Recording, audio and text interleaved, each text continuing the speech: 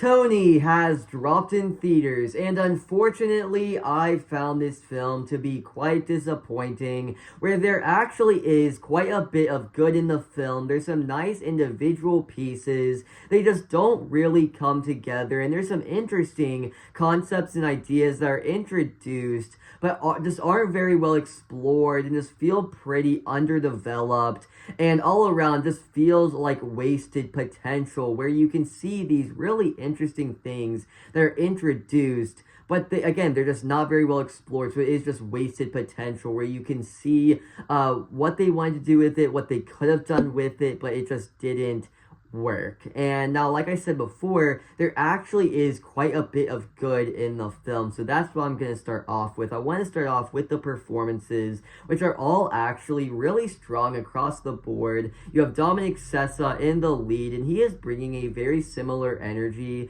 to this performance with what he brought in The Holdovers. So if you enjoyed him in that film, I really think you'll enjoy him here. At least I certainly did.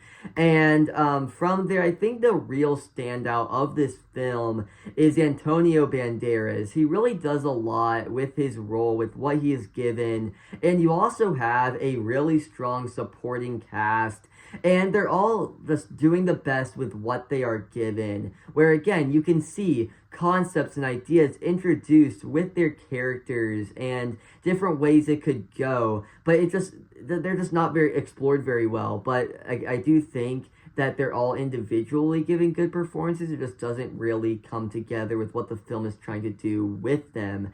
And something else this film does very, very well is the cinematography. This movie looks really, really great, especially whenever they're cooking. I mean, it just really throws you into it, and it gets super close and personal to it, so it makes for a really intimate viewing experience where you're getting so close in this really closed kitchen, this really claustrophobic environment where they're all in this place, and the way it builds that out, and when you see them working within it, it's just really, really interesting. There's a lot of texture there, and even the overall setting of the film just feels very, very lived in. It just really comes to life on screen through the cinematography, and that's really it for the positives, where again, the performances and the cinematography, I thought all of that was really good.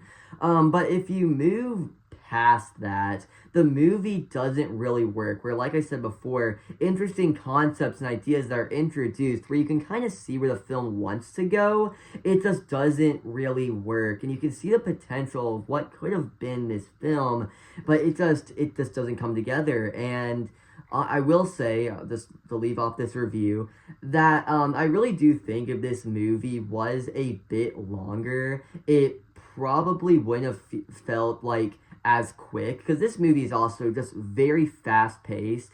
So I feel like if they gave this movie a bit more time, then it would have given the story more breathing room, which I think it desperately needed. It could have done a better job of fleshing out its characters, where something will happen at one point and it immediately bounces to something else, and then it just keeps on doing that, and it tries to tie itself together, but it just doesn't really work because it's going from one thing to another, and none of it's particularly well explored, so it just doesn't work. And yeah, so I was pretty disappointed with this film. 3 out of 5. It's all right, some good pieces, just doesn't come together.